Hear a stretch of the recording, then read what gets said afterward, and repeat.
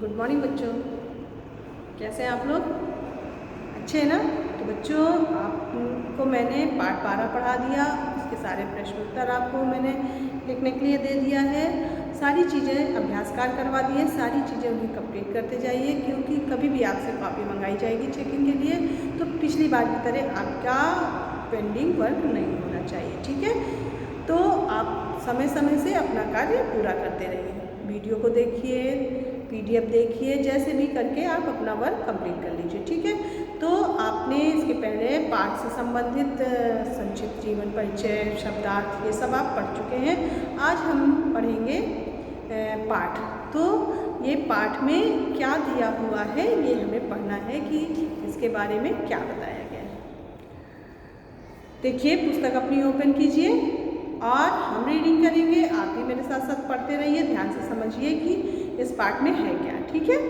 तो पाठ 13 ऐसे थे वे। मैंने आपको बताया था कि इस पाठ में पंडित जवाहरलाल नेहरू, जो आपके प्रथम प्रधानमंत्री थे, उनके बारे में लिखा गया है। ठीक है? तो देखिए, लिखा हुआ है प्रस्तुत संस्मरण। संस्मरण रचना का की विधा है, मतलब रचना की एक प्रकार है जो महादेवी वर्मा ने। संस्मरण मतलब याद, अपनी याद में, उनके मस्तिष्क में कुछ यादें थी, उन यादों को उन्होंने एक पाठ के रूप में लिखा है। ठीक है?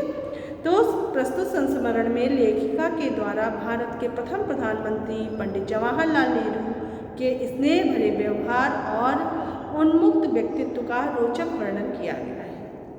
उनका व्यवहार कैसा था, उनका व्यक्तित्व कैसा था, इसका बहुत ही सुंदर ढंग से वर्णन किया गया है।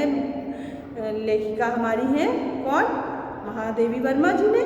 तो वो उनकी फैमिली में, उनके फैमिली से बहुत अटैचमेंट था उन लोगों का। फैमिली एक दूसरे के यहाँ आना जाना सारी चीज़ें थी। तो वो कभी उनके घर गई थी या उनके यहाँ गई थी, तो उस याद को उन्होंने इस रचना के द्वारा लिखा है। ठीक है? तो हम पढ़ते हैं, ध्यान से सुनिए। इस सदी के दूसरे दशक की बात है। जो ये सदी चल रही है उसके किस दशक की बात है? दूसरे दशक की। मैं अपनी बहन के साथ क्रास्थवेट गर्ल्स कॉलेज के छात्रावास में आ गई थी। तत्कालीन आचार्य कुमारी तुलास्कर ही हमारी स्थानीय अभिभाविका थी। इनकी जो हॉस्टल में एक वार्डन होती है या संरक्षिका होती है, वही इनकी क्या करती, मतलब अभिभाविका, मतलब उनकी देख रेख करने वाली थी। वे स्वतंत्रता संग्राम की गतिविधियों से जुड़ी थी। उस समय का समय स्वतंत्रता संग्राम का समय था। वो समय अंग्रेजों का शासन था हमारे देश पे। तो उस समय क्या गतिविधियाँ, तो भारत को आज़ाद करने की गतिविधियाँ चल रही थी। लोग उसमें बहुत तरह से जुड़े हुए थे, बहुत से लोग कार्य कर रहे थे जो ये काम करना चाहते थे कि अपने देश को आज़ाद कराना चाहते थे। तो उनकी जो संरक्षिका या अभिभाविका जो थी हॉस्टल की, वो भी उससे जुड़ी हुई थी और विशेष अवसरों पर आनंद भवन भी जाती थी। तो आनंद भवन इलाहाबाद में है। ये प्रथम प्रधानमंत्री हमारे जवाहरलाल नेहरू हैं, उनका घर था। वो उनका घर था, वो वहाँ रहते थे। तो उनका आना जाना वहाँ भी लगा रहता था, क्योंकि वो भी आज़ादी से जुड़ी हुई थी। और प्रधानमंत्री जो हमारे प्रथम प्रधानमंत्री जब पंडित जवाहरलाल नेहरू थे, वो भी हमारे देश को आज़ाद करने में जुड़े हुए थे। तो उस कार्य बस वो दोनों लोग एक दूसरे के यहाँ आना जाना लगा रहता था, या उनका जो है आनंद भवन वो कभी कभी जाती रहती थी उनसे मिलने के लिए, उनसे बातचीत करने के लिए। मैंने उनके साथ जाने का हट किया। तो महादेवी वर्मा जी कहती हैं कि मैंने उनके साथ जाने की जिद की, मैं भी चलूँगी आपके साथ, किंतु वे मुझे तभी साथ ले जाने के लिए तैयार हुई जब पिताजी की अनुमति मिल गई। जब क्योंकि वो वार्डन थी या वहाँ की संरक्षिका थी, तो वो बिना पेरेंट्स के, बिना अभिभावक के जो है आदेश के वो लोग ऐसा कुछ नहीं कर सकते थे कि उन्हें कहीं भी आने जाने की अनुमति प्रदान कर सके। जब पिताजी की अनुमति मिल गई, मैं पहले पहल आनंद भवन कब गई यह तो मुझे याद नहीं है, किंतु वहाँ की अनेक घटनाएं मेरी स्मृति में अंकित हैं। महादेवी वर्मा कहती हैं कि मैं सबसे पहले कब गई ये मुझे बहुत अच्छे से याद नहीं है, लेकिन वहाँ जब मैं गई कि वहाँ की कुछ यादें मेरे दिमाग में हैं, वो आज भी मेरे दिमाग में स्पष्ट हैं। उन्हीं में भाई जवाहरलाल के प्रथम दर्शन भी हैं। मतलब वो उन्हीं के उम्र की थी, तो वो कह रही हैं कि पंडित जवाहरलाल नेहरू को कि भाई, तो कि भाई को पहली बार मैंने वहीं पर देखा। एक दिन जैसे ही मैं कक्षा से बाहर आई, आचार्य जी को तांगे में बैठने के लिए तैयार पाया। तब छात्रावास जाकर पुस्तकें रखने और कपड़े बदलने का समय ही नहीं था।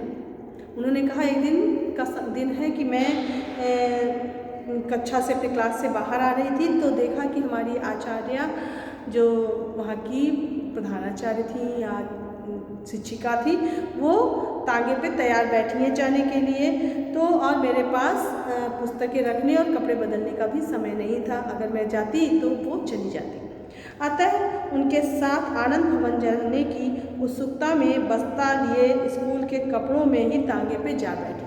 आनंद भवन जाने के लिए इतनी उत्साहित थी मैं, कह रही हैं कि मैं जैसे बैग लिए थी जैसे ही कपड़े स्कूल के पहनी थी, वैसे ही मैं जाके उनके तांगे में उनके साथ बैठ गई। वहाँ कई लोग थे। जब वहाँ पहुँची तो वहाँ कई लोग थे। आचार्य जी उन बड़े आदमियों से क्या क्या बातें करती रहीं, यह तो ज्ञात नहीं है। वो कह रही उस समय, क्योंकि वो छोटी थी तो वो अपना गई तो, लेकिन वो क्या क्या बातें कर रही थी उनकी आचार्य, वो उन्हें कुछ अच्छे से पता नहीं है या याद नहीं है, क्योंकि उस समय मैं वार्ता से अधिक वहाँ के दर्शन की ओर आकर्षित थी।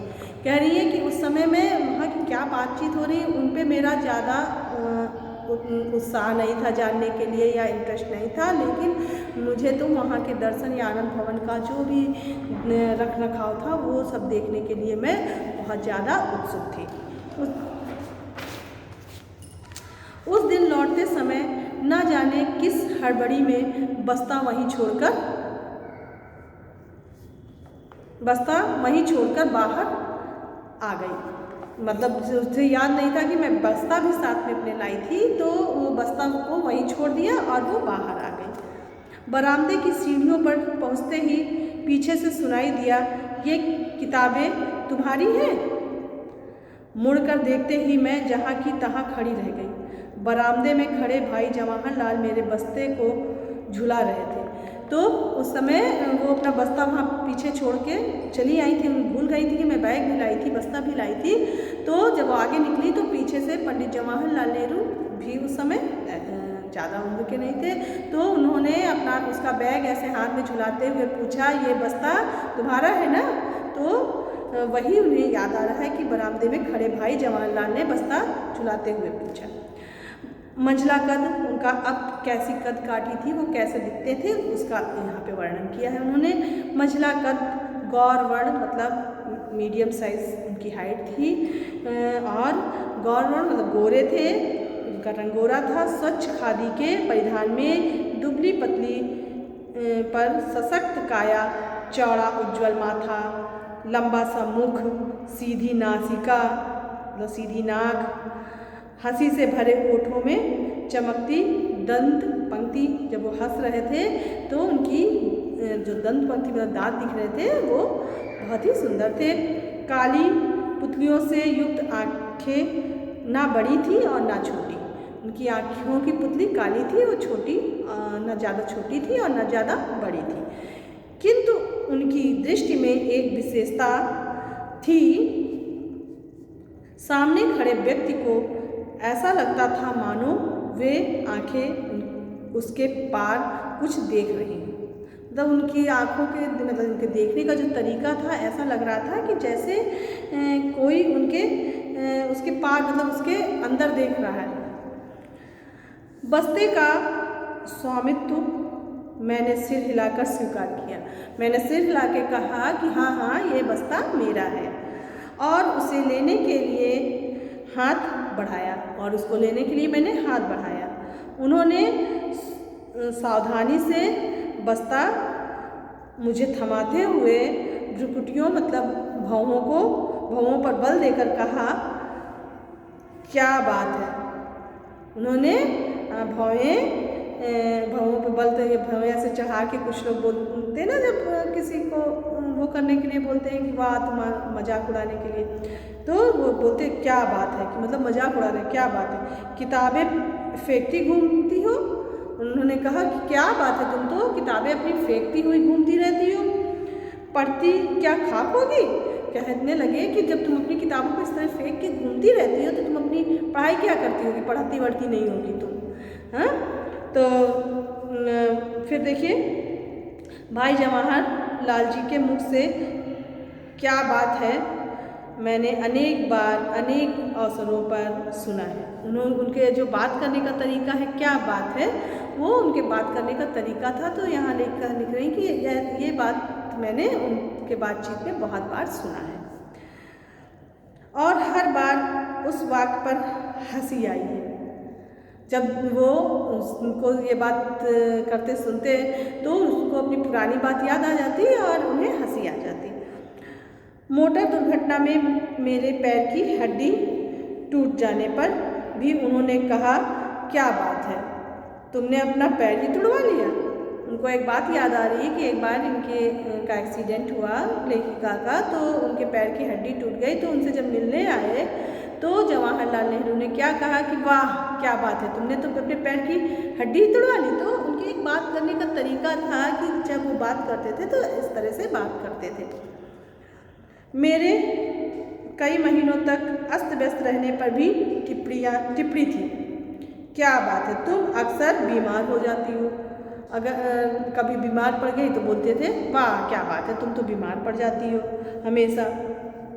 पर पहली भेंट के दिन उनकी डांट में बड़े की छोटे के प्रति जो आत्मीयता थी उसने मुझे रुला दिया।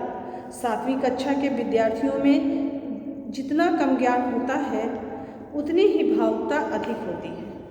किसी छोटी लड़की को रुला दिया है, यह विचार ही उनके पश्चाताप के लिए पर्याप्त था। अतः मेरे कंधे थपथपाते हुए और किताबें सावधानी से रखने का उपदेश देते हुए वे मुझे तांगे तक पहुंचाने आए। तो लेखिका उस समय बता रही है कि जब मैंने बस्ता फेंका था और उन्होंने इस तरह से कहा था कि अरे क्या बस्ता मतलब किताबें फेंकती हुई घूम रही हो, और जब तुम बस्ता नहीं संभालती, पुस्तकें नहीं संभालती तो तुम पढ़ती क्या होगी। ऐसी सब बातें जब उन्होंने कही तो महादेवी वर्मा रोने लगी। तो जब रोने लगी तो उनको बहुत बुरा लगा कि अरे मैंने क्यों उसको इतना परेशान कर दिया, छोटी सी बच्ची को। तो वो उनका बैग उनको पकड़ा के और उनको तांगे तक, उनकी आचार्य के तांगे तक उनको ले गए और उस तांगे तक पर बैठा कर आए। ठीक है, अब देखिए नेक्स्ट पेज। मैंने उन्हें अनेक बार देखा, मालाओं से लदे फंदे भाषण देते, जेल जाते, घर में बड़ी मधुरता आत्मीयता से कमला भाभी से बातें करते, छोटी सी इंदिरा जी पर स्नेहिल हाथ फेरते, संपूर्ण आत्मसमर्पण के साथ बापू के चरणों में बैठते, स्वतंत्रता संग्राम के सैनिक और सेनापति के रूप में भी उनका संपर्क सुलभ रहा और प्रयाग महिला विद्यापीठ के प्रथम कुलपति के रूप में भी किसी भी स्थिति में उनके मानवीय रूप में कोई अंतर नहीं मिला। तो लेखिका उनके व्यवहार के बारे में, उनकी आत्मीयता के बारे में लिखती है कि वो कैसे थे, कि उनको मैंने कई बार भाषण देते हुए सुना जिस समय वो फूलों से, मालाओं से लदे हुए होते थे। और फिर जब उनके घर में मैंने देखा तो उनको अपनी पत्नी से बहुत आत्मीयता से बात करते देखा। उनकी छोटी सी बेटी इंदिरा गांधी थी, इंदिरा को वैसे ही जैसे पिता प्यार करते हैं वैसे प्यार करते देखा। और महात्मा गांधी के चरणों में बैठे हुए, मतलब उनके जो भी रूप थे या जहाँ जहाँ उनका जो रूप होना चाहिए तो वो अपने रूप में ही रहते थे। ऐसा नहीं था कि हर जगह वो वैसे ही अकड़ू बने रहे। जब वो पिता के रूप में होते थे तो पिता जैसा व्यवहार करते थे, जब पत्नी उनके साथ होते तो पति जैसा व्यवहार करते थे, जनता के साथ होते थे तो एक नेता का व्यवहार कैसा होता है एक जनता के प्रति वैसा व्यवहार करते। तो लेखिका ये कहती है कि मैंने उनके सभी रूपों को बहुत ही अच्छे से देखा है और उनमें कोई अंतर नहीं पाया है। वो वैसे ही बहुत ही शालीन और सुलझे हुए आत्मीयता रखने वाले एक के व्यक्ति के रूप में ही मैंने उन्हें देखा है। ठीक है, तो बच्चों आज हम लोग पाठ को यहीं समाप्त करते हैं। आगे का पाठ हम नेक्स्ट डे फिर से और एक्सप्लेन करेंगे, उसका और स्पष्टीकरण करके हम लोग पढ़ेंगे। तो आज के लिए इतना ही, नेक्स्ट डे हम फिर पढ़ेंगे। तब तक के लिए थैंक यू बच्चों।